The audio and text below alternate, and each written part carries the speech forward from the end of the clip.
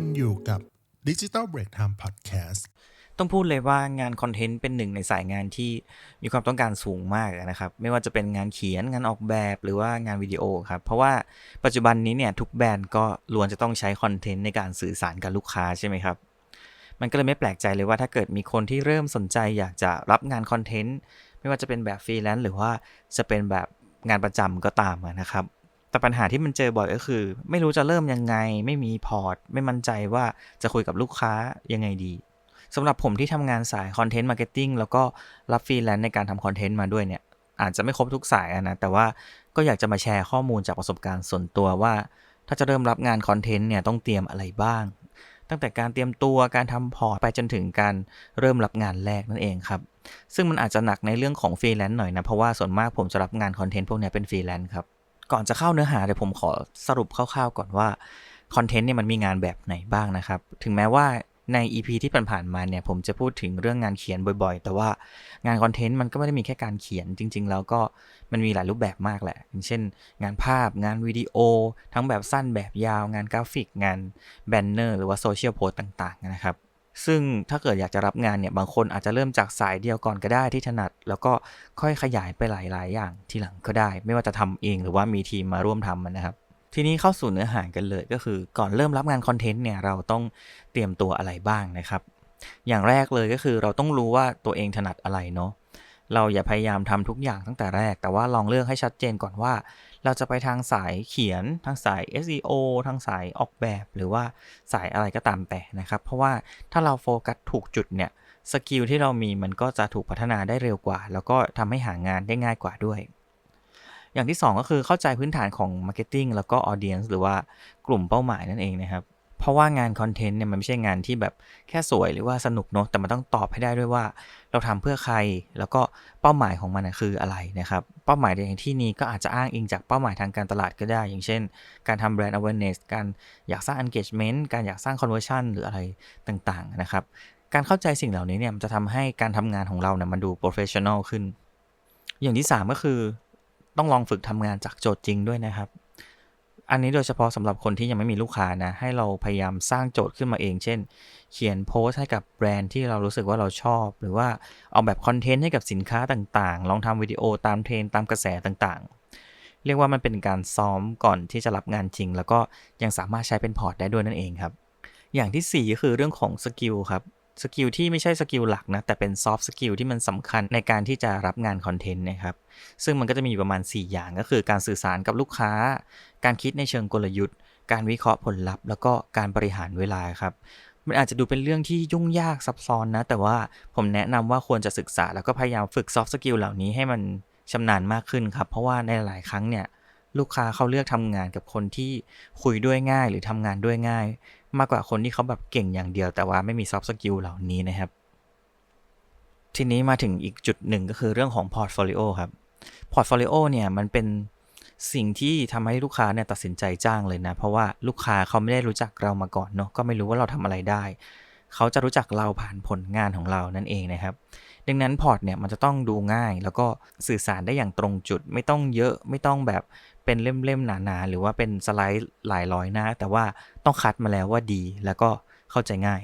ถ้าให้สรุปโดยสั้นๆนะครับพอร์ตที่ดีมันควรมีอะไรบ้างเนี่ยมันก็ควรจะมีตัวอย่างงานจริงหรือว่างานม็อกอัพที่ใกล้เคียงกับงานจริงเนาะเพื่อให้เขาเห็นว่าเราทำสิ่งนี้ออกมารวมถึงมันต้องมีคำอธิบายสั้นๆด้วยครับว่างานชิ้นนี้เนี่ยตั้งใจจะสื่ออะไรหรือว่ามีแนวคิดในการทำงานยังไงรวมถึงระบุไปด้วยว่าบทบาทของตัวเองในงานนั้นน่ะทำอะไรเพราะว่าบางงานเราเขียนบางงานเราเป็นคนออกแบบเองหรือบางงานเราทำทุกอย่างอะไรเงี้ยครับก็ใส่โรของเราไปในนั้นด้วยนะและถ้าเกิดไม่มีประสบการณ์เงี้ยเราจะทำพอร์ตยังไงดีใช่ไหมอันนี้อยากให้เข้าใจตรงกันว่าลูกค้าส่วนใหญ่ซึ่งเป็นส่วนใหญ่ในที่ผมเจอมานะเขาไม่เคยถามว่าเราทำงานมากี่ปีมีประสบการณ์อะไรบ้างแต่ว่าจะดูจากว่าโจทย์ที่ให้ไปหรือว่าจากโจทย์บางอย่างเนี่ยเราทำได้ไหมเราทำตามโจทย์ได้ไหมดังนั้นคำตอบก็คือถ้าไม่มีประสบการณ์ไม่เคยมีพอร์ตมาก่อนก็ลงมือทำเองได้เลยครับจะรีไลท์บทความเขียนบทความออกแบบโพสต์เองทำวิดีโอเอง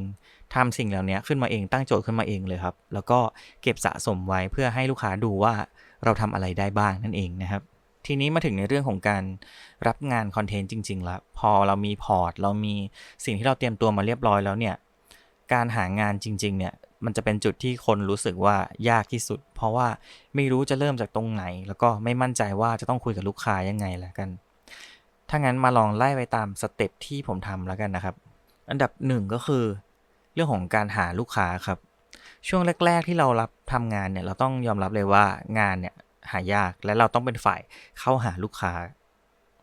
ช่องทางที่ผมมักจะใช้บ่อยๆนะครับเช่น Facebook Group ต่างๆซึ่งมันจะเป็นช่องทางที่มีการมาโพสต์หางานเยอะมากเช่น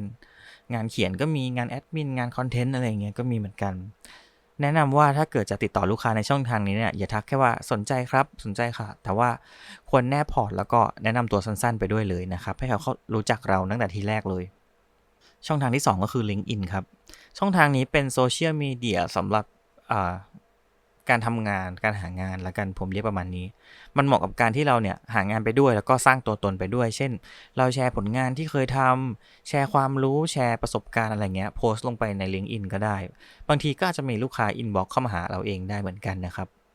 ช่องทางที่3ก็คือแพลตฟอร์มฟรีแลนซ์ต่างๆเช่น Fastwork อะไรเงี้ยมันก็เหมาะกับคนที่เริ่มต้นนะเพราะว่าแพลตฟอร์มพวกนี้เขามีระบบคอยช่วยเหลืออยู่แล้วก็มีลูกค้าที่หมุนเวียนอยู่ในแพลตฟอร์มของเขาอยู่แล้วแต่ว่าก็ต้องบอกว่าการแข่งขันเนี่ยก็สูงมากเหมือนกันเนาะอย่างที่4อันนี้มองข้ามไม่ได้เลยก็คือคอนเนคชั่นส่วนตัวครับเพราะว่างานหลายๆครั้งของผมเนี่ยก็มาจากคนใกล้ตัวเนี่ยแหละเราก็อย่ามองข้ามเพื่อนหรือคนรู้จักในแวดวงที่ทำงานเนาะเพราะว่าเขาอาจจะนำงานมาให้เราก็ได้ในสักวันหนึ่งให้เราพยายามแสดงตัวตนให้คนรอบข้างเนี่ยรู้ว่าเรากำลังทำอะไรหรือว่าเราทำอะไรได้ครับเผื่อว่าวันหนึ่งเขาจะได้นึกถึงเราเป็นอันดับแรกหากต้องการจ้างงานนั่นเองนะครับในช่วงเริ่มแรกอย่างที่บอกเลยมันจะยากนิดนึงแต่ว่าพอทำไปสักพักหนึ่งเริ่มมีผลงานแล้วเนี่ยการจะนำไปเสนอขายหรือว่าการที่มีคนเข้ามาติดต่อเข้ามาจ้างเนี่ยมันจะเป็นเรื่องที่ดูง่ายขึ้นเองครับทีนี้เรารู้ช่องทางของการหาลูกค้าไปแล้วต่อไปเป็นเรื่องของการคุยกันสื่อสารกับลูกค้าครับจุดนี้เป็นจุดที่สำคัญมากๆเพราะว่าเป็นตัวตัดสินเลยว่างานนี้จะได้ไหมหรือว่าได้มาแล้วเนี่ยจะราบรื่นหรือว่ามีปัญหาที่หลังนะครับเวลาได้ออฟเฟอร์จากลูกค้ามาแล้วเนี่ยอย่ารีบตอบตกลงทันทีแต่ว่าควรถามให้ชัดเจนก่อนเช่นเป้าหมายของงานนี้คืออะไรกลุ่มเป้าหมายคือใครเดดไลน์เมื่อไหร่หรือว่างบประมาณเท่าไหร่อะไรเงี้ยครับซึ่งสิ่งเหล่านี้เป็นสิ่งที่หลายคนพลาดเวลาที่ตกลงรับงานเพราะว่าบางทีก็รับไปก่อนแล้วค่อยมาถามเนาะมันเลยทำให้สโคปงานเนี่ยมันบานปลายหรือว่าแก้งานไม่จบไม่สิ้นสักทีนะครับแล้วก็อีกอย่างที่อยากแนะนำคือถ้าเกิดถามอะไรพวกนี้ไปแล้วให้พยายามสรุปสิ่งที่คุยกันกับลูกค้าแล้วก็ส่งกลับไปให้เขาอีกครั้งหนึ่งเพื่อให้เหมือนเป็นการคอมมิตร่วมกันแล้วก็ตกลงร่วมกันว่าเราเข้าใจแบบนี้นะคุณต้องการแบบนี้นะจะได้แบบมีความเข้าใจในพื้นฐานเดียวกันนะครับ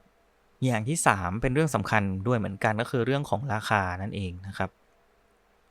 การตั้งราคาเนี่ยเป็นอะไรที่มือใหม่รวมถึงคนที่ทำงานอยู่แล้วก็กังวลได้ด้วยเหมือนกันหลักคิดง่ายๆของการตั้งเลยครับก็คืออย่าตั้งจากความรู้สึกแต่ว่าให้ประเมินจาก3อย่างก็คือ1ความยากเพราะว่างานทั่วไปงานที่ต้องคิดเยอะหรืองานที่มีความเฉพาะทางเนี่ยรวมถึงงานด่วนด้วยนะมันก็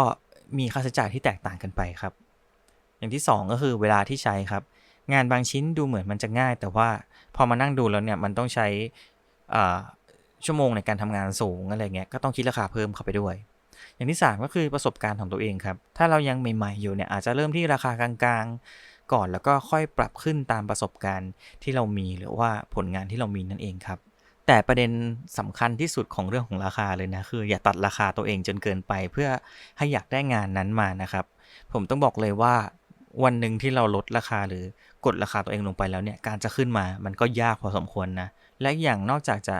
มันจะเหมือนเหนื่อยแล้วแบบไม่คุ้มเงินแล้วเนี่ยมันอาจจะทำให้เรารู้สึกว่าภาพลักษณ์ของงานเราเนี่ยมันดูเป็นราคาถูกไปได้ด้วยนะครับโดยสรุปเลยครับก่อนที่เราจะเริ่มรับงานคอนเทนต์จริงๆแล้วเนี่ยเรียกว่ามันก็มีสิ่งที่ต้องเตรียมตัวเยอะแหละแต่ว่ามันก็ไม่ได้ยากอย่างที่คิดหรอกสิ่งที่สำคัญเลยคือนอกจากเรามีฝีมือแล้วเนี่ยเราก็ต้องมีความพร้อมในภาพรวม